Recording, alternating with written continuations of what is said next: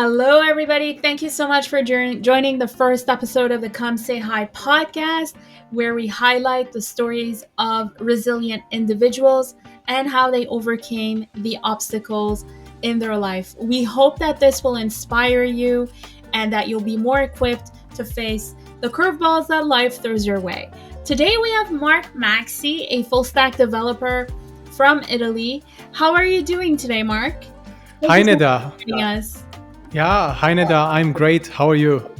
Doing super. I've been looking forward to this for the past few weeks, and finally, we've made it happen.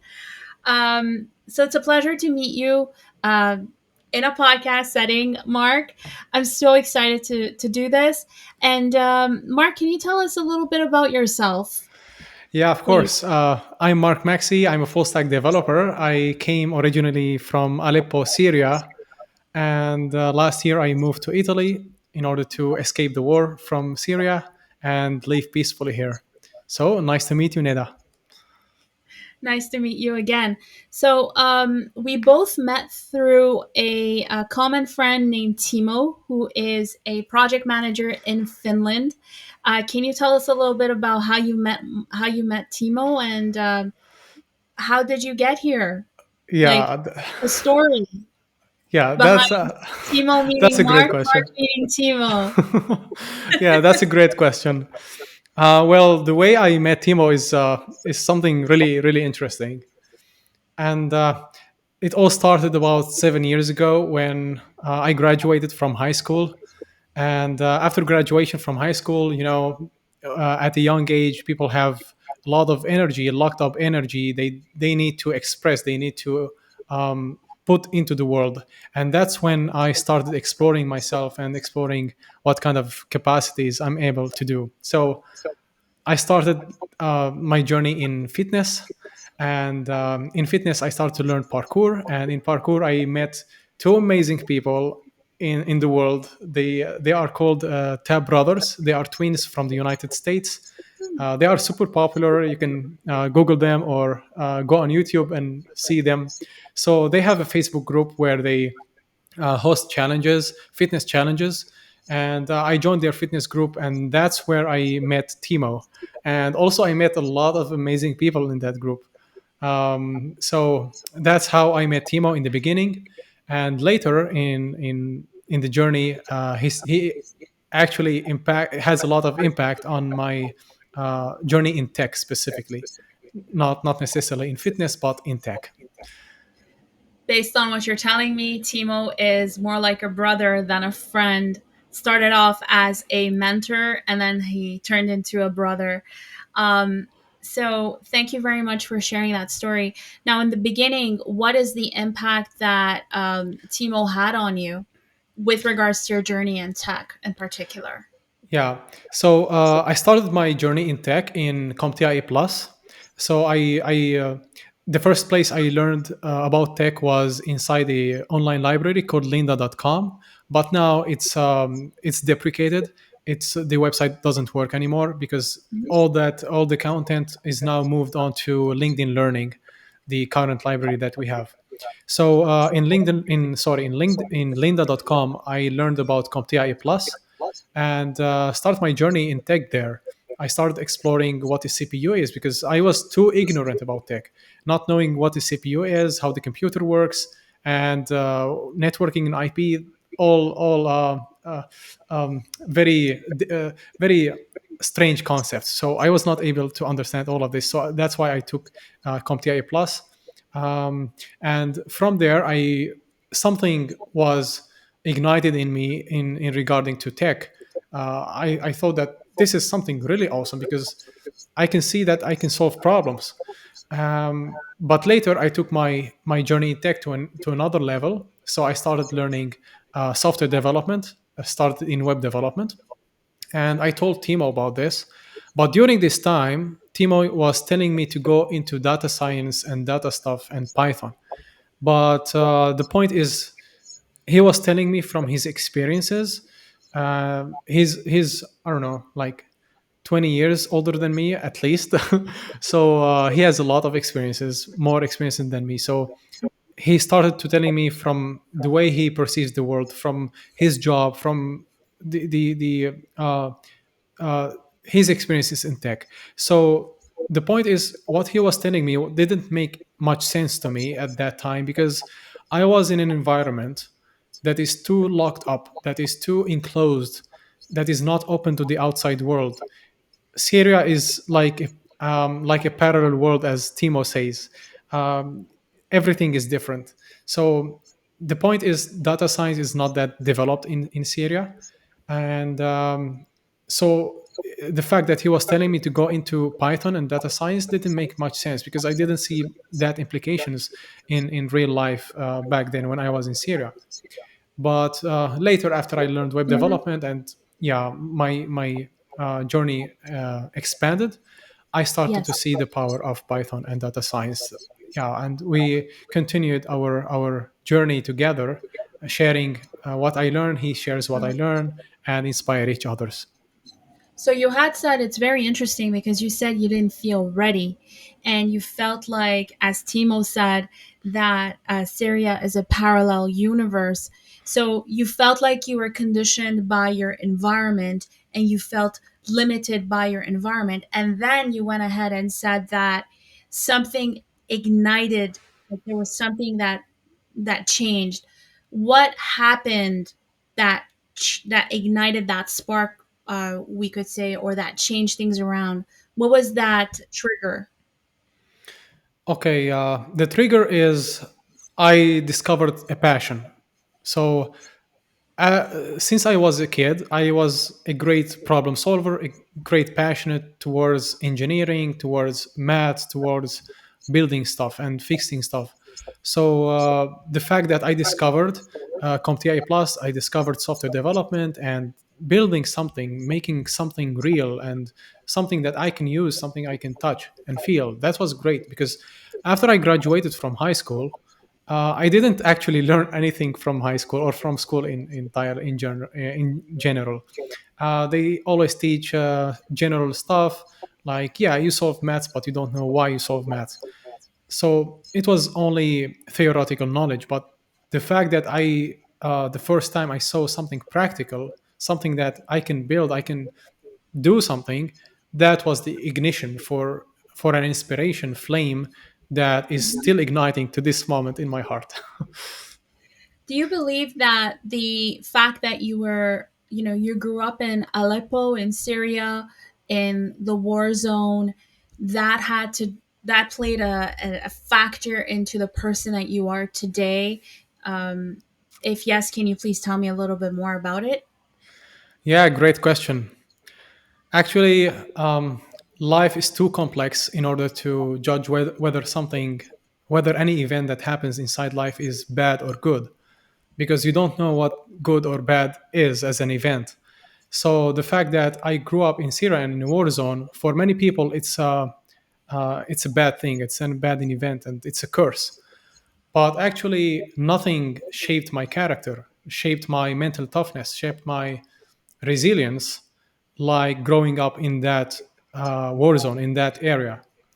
And I have a lot of stories to tell, but I think it's gonna take too long to tell them all of them.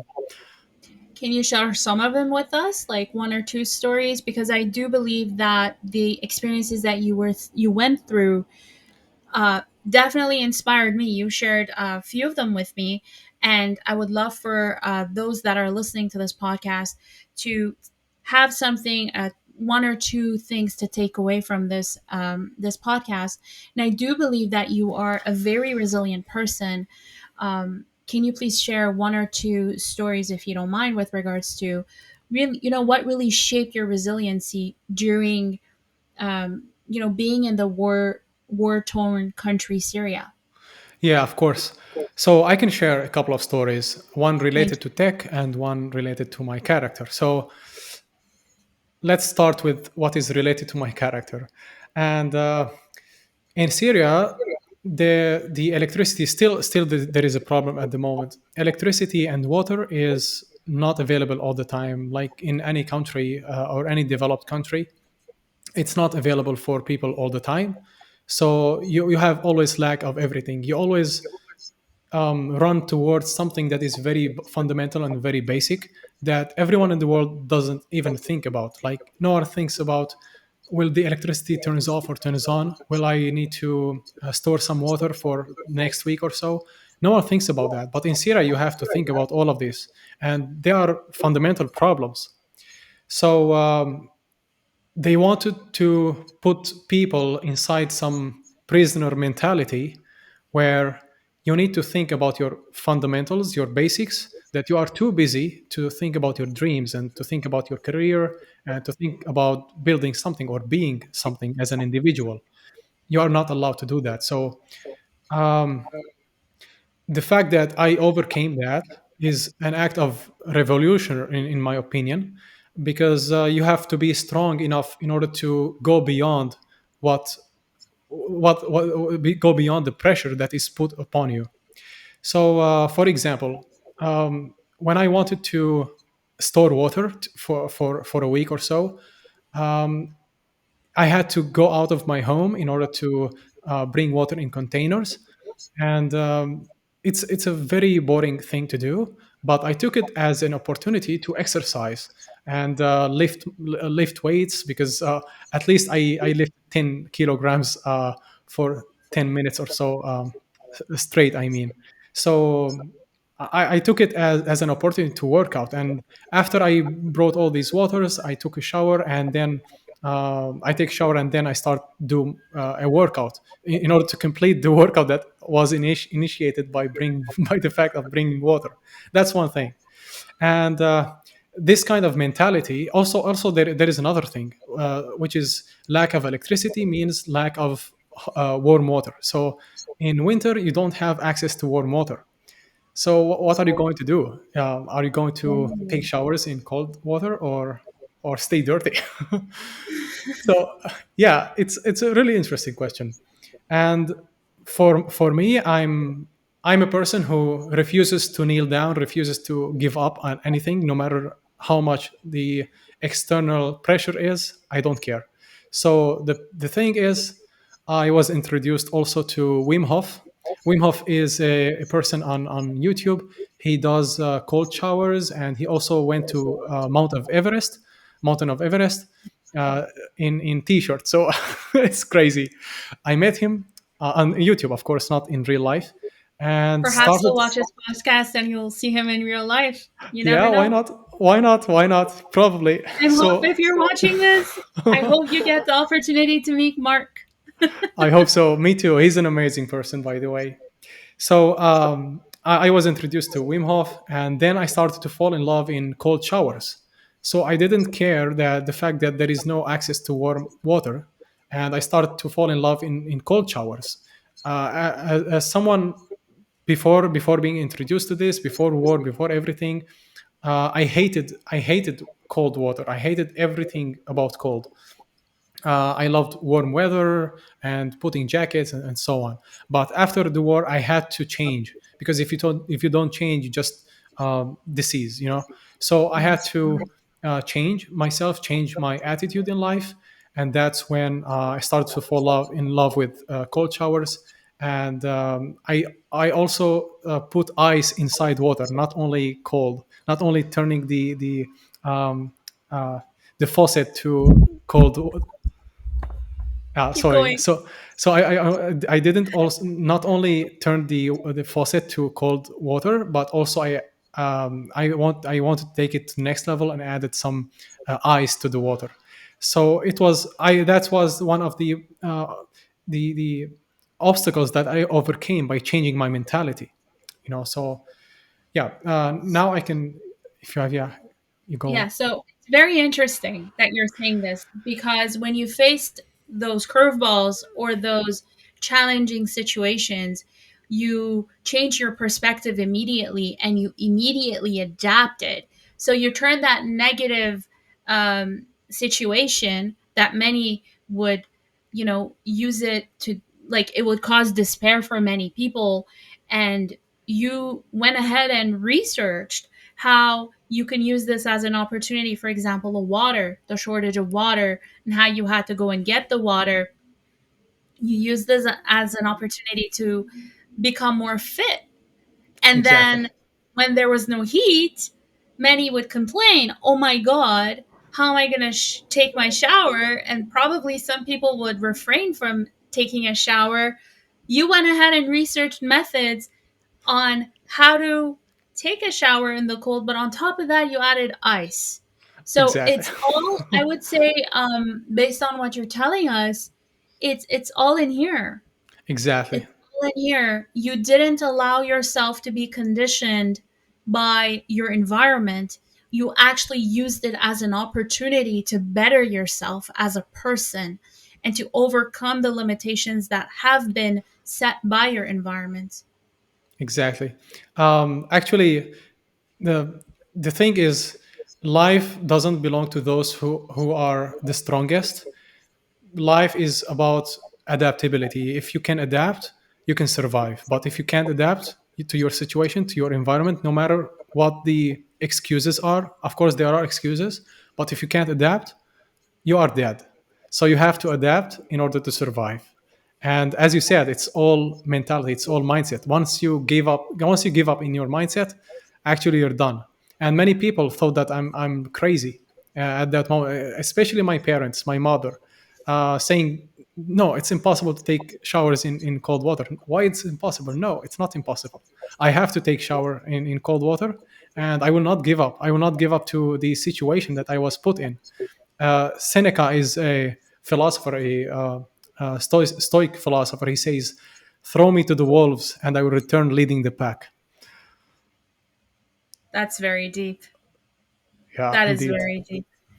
And earlier you had said there's two parts to your resiliency. Yeah, One was professional and one was to your about your personality. Can yeah, you tell us about the second one, please? yeah. Of course. So you know, I'm a full stack developer. So a full stack means you need to work in front end and back end. So since I started learning about JavaScript, which is a language for front end and back end, it came a time came when I wanted to learn about the backend, which is a technology called Node.js. So I wanted to learn Node.js. I had access to the course that I wanted to learn from, but the point is there is no electricity to turn on my laptop in order to watch it, and my laptop was bad enough that the battery dies after like 1 hour, 2 hours, something like that. The battery was not that perfect, and the option to update my battery, to replace my battery, was not feasible because there is no place to buy new batteries. I had to order a battery from Germany from my brother. So it was a tough, it was a tough situation. But anyway, I wanted to learn Node.js. So there is no access to electricity. How I can learn Node.js? The point is the government used to give access to electricity only 2 hours a day, and those 2 hours are the most useless hours in the day, which is from 2 o'clock to 4 o'clock in the morning, early in the morning, 2 a.m. until 4 a.m. So in order to take advantage of that, I had to wake up early. I'm a person who wakes up early. I wake up at 4 a.m. usually, but I had to Mm-hmm. adjust even more in order to wake up at 2 a.m.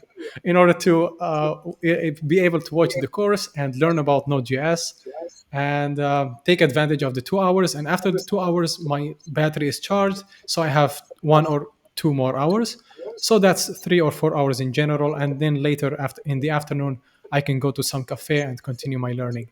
So that's kind of interesting story to tell because many people don't imagine, also can't imagine what it feels like to be in such situation where you have to wake up at certain hour to do something that is very basic as a human right, like learning.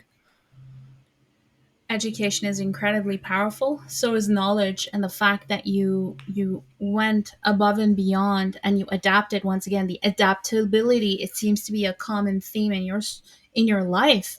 And how has that adaptability shaped you into, actually, let's not talk about that yet. Let's go on and see. Like, you were telling us about Timo that you met 7 years ago, and who introduced you to the world of tech. And you were out of high school. You were like many people who leave high school, like my niece and nephew. Um, you're on this self exploration journey of who I am, what am I going to do with with my life, and you have someone 20 years older than you that is wise and is giving you all this knowledge, and you didn't feel ready for that knowledge and for that wisdom. What happened that all of a sudden you were ready? What was the trigger that got Uh, you ready to absorb the knowledge and wisdom from Timo, or anyone else like Timo for that matter? okay, that's interesting. Um, Actually, the thing is, you once you learn about the yeah, you start by learning. Actually, when you learn anything, you start in a very narrow path. Okay, your vision is very locked. Even when I took the course, for example, saying about Node.js, I was not able to take 100% of the course the first time I watched it because it was too new. And when something is new to your brain, you can't absorb 100% of it. So the first time you absorb 20% and then 30% and then 50. I remember repeating the course multiple times until I grasped everything. And the same thing when it comes to my conversation or my chat with Timo. He started telling me about Python and data science and the world of data, but I didn't get what he wanted me to understand. And after some period of time, after exploring myself in tech more, after learning about the ecosystem, the tech ecosystem even more, that's when things started to click. Yeah, Timo was right. He told me this already. Why am I so dumb not to listen to him? But the fact is not that I was dumb. It was just I had no experience in that stuff. I had because everyone's perception of life is locked to his or her experiences.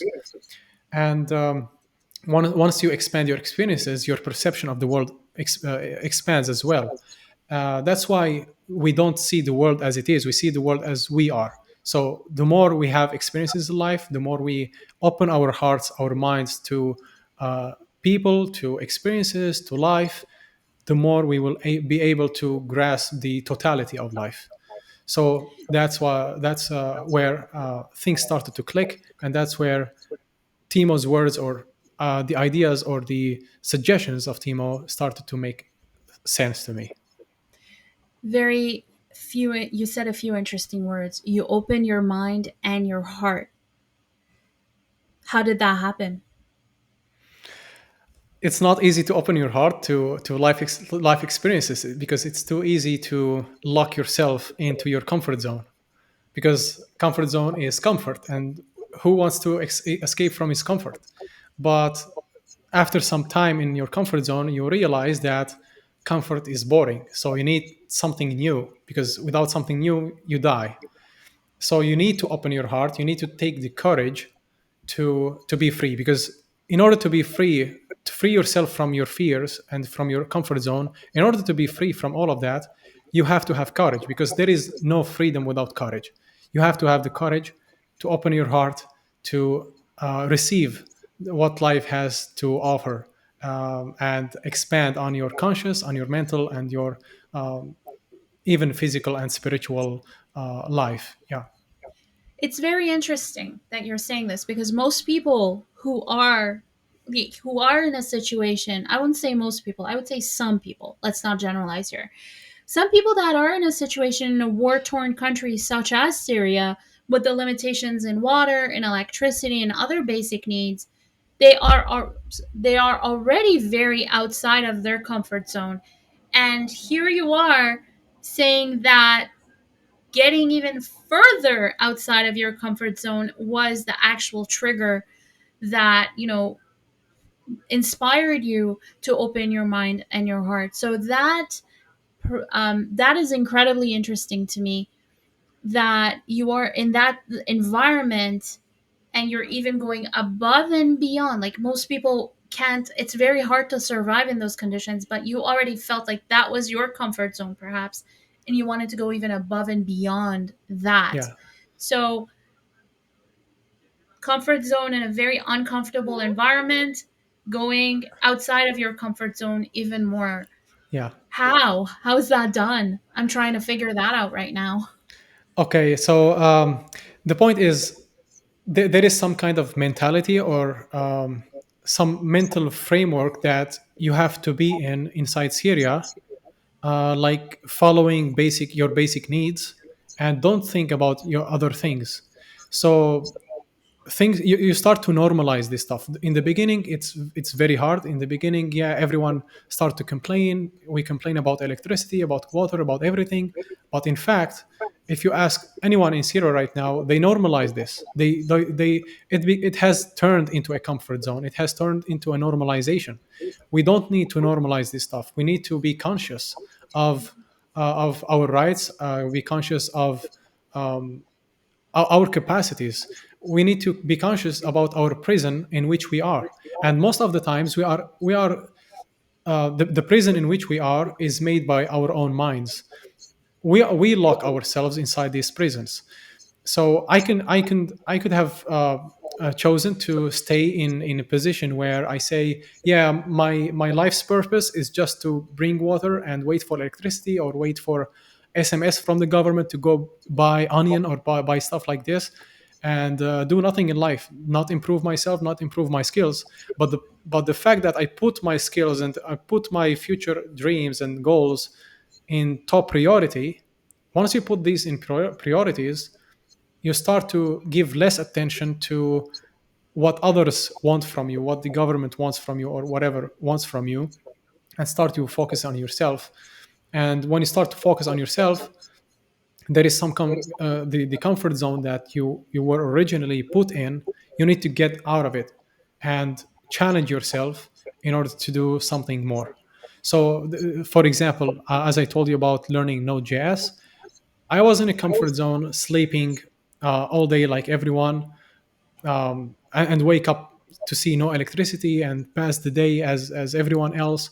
But I decided to take it to the next level and challenge myself, challenge that zone to wake up at 2 o'clock, even if it was, even if it meant to go to bed at 7 o'clock.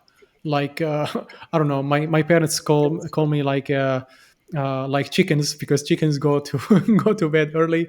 So I was like chicken, go to bed at 7 o'clock to wake up at 2 o'clock. It was crazy, but I had to do that in order to achieve the things that who I am right now.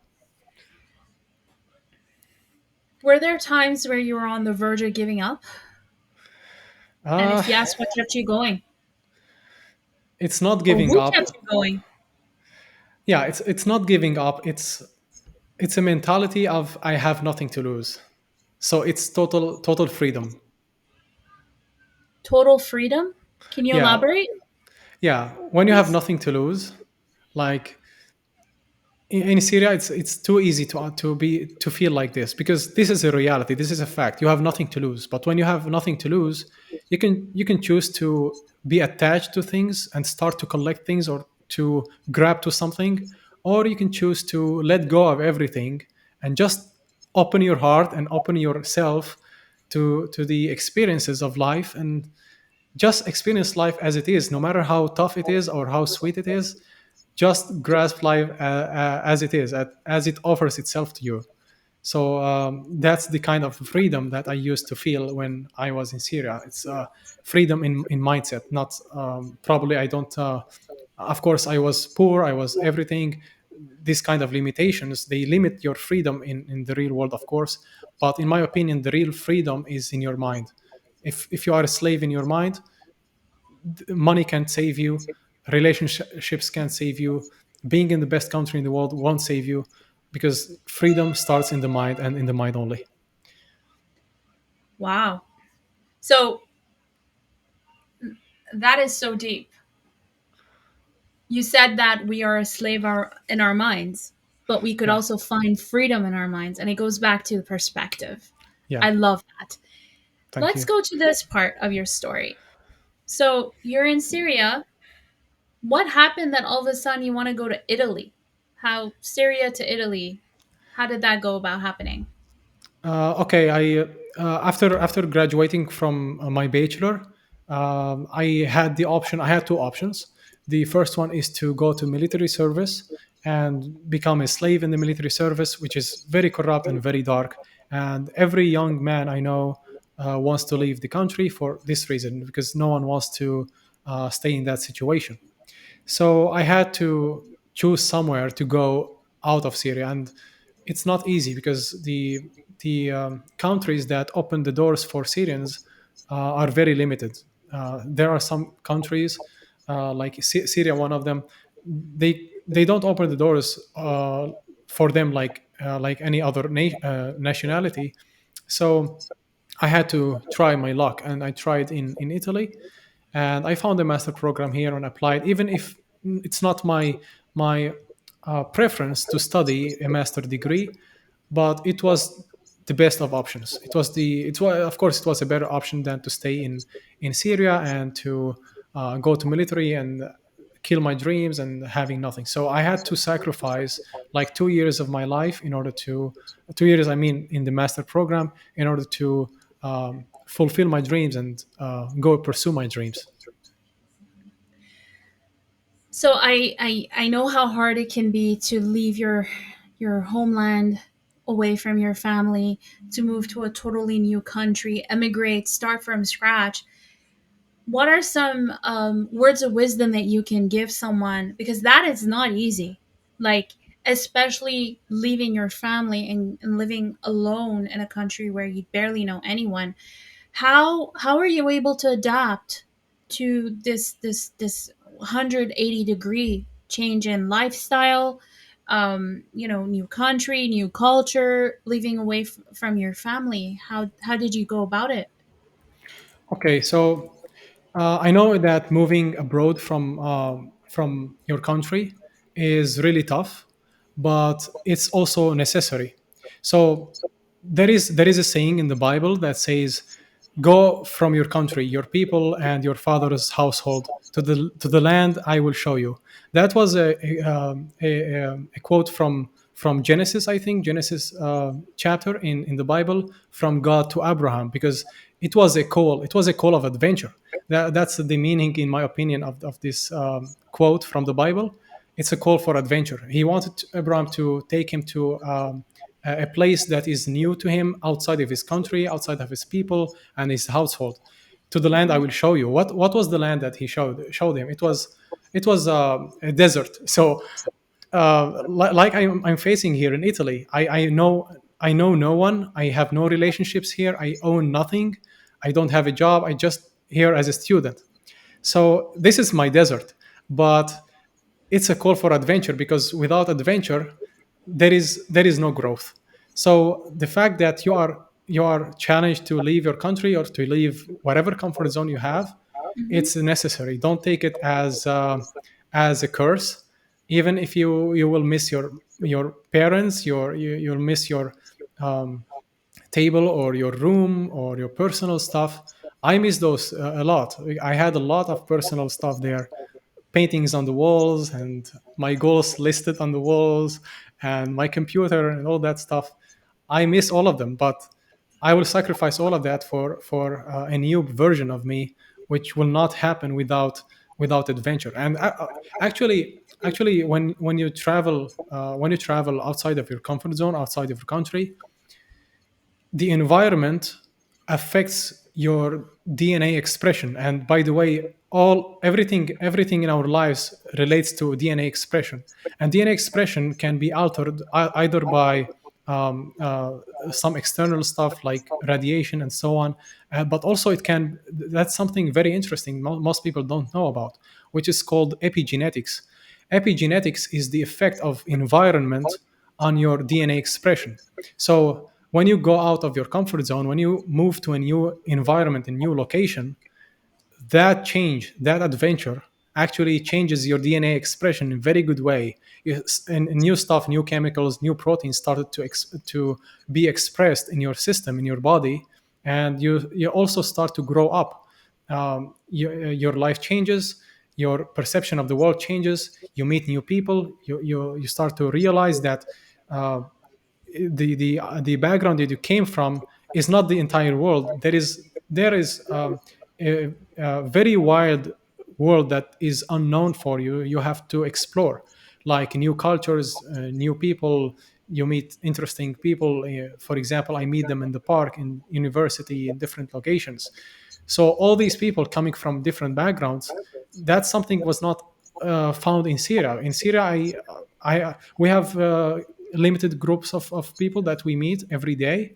That's for a reason, because the situation made it like that. So you need something new. You need to explore. You need adventure in life. Otherwise, you will just disease and you will just die.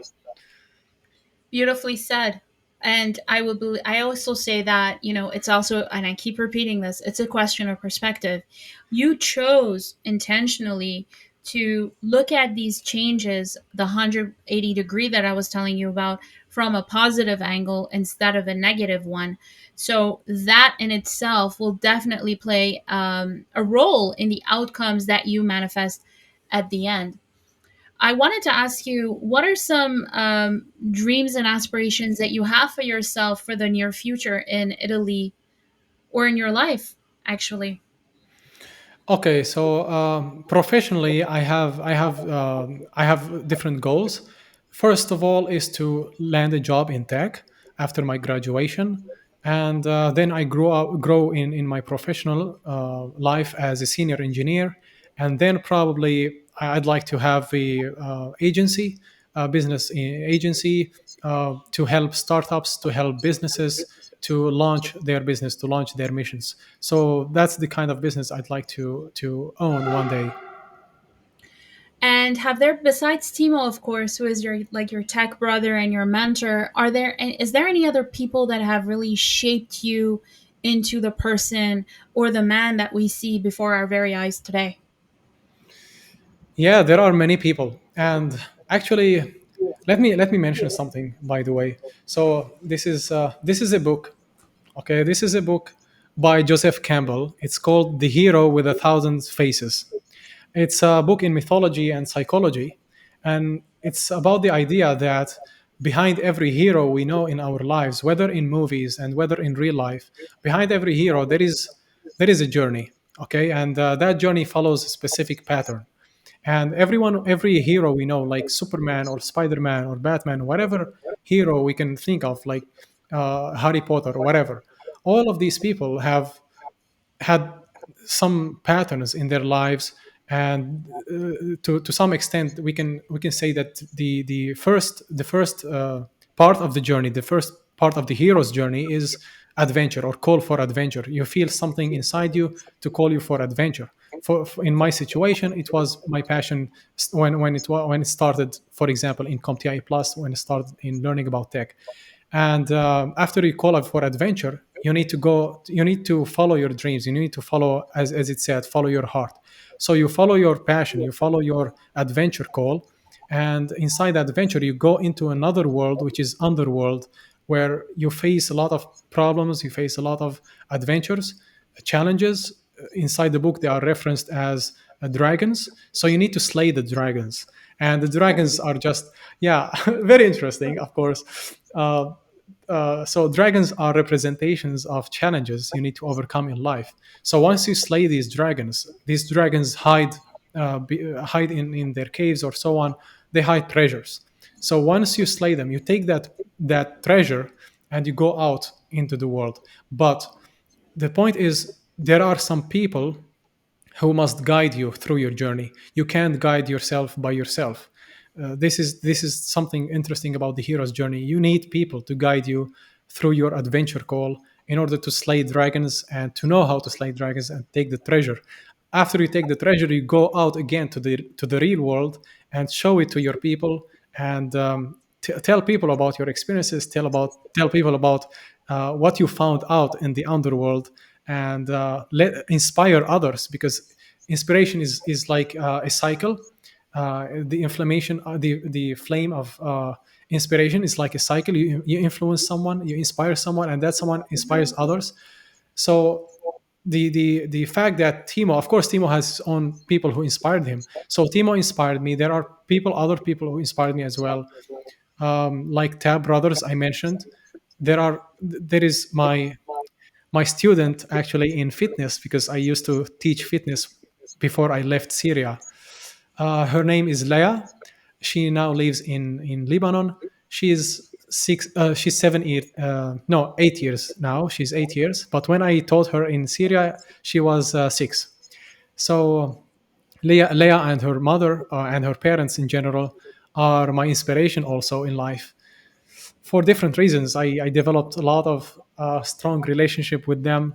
Um, their daughter is really amazing on every aspect. I don't want to go too much in detail about that, but she's amazing in every aspect. And when she was asked in her school what she wanted to be when she grows up, you know what she said?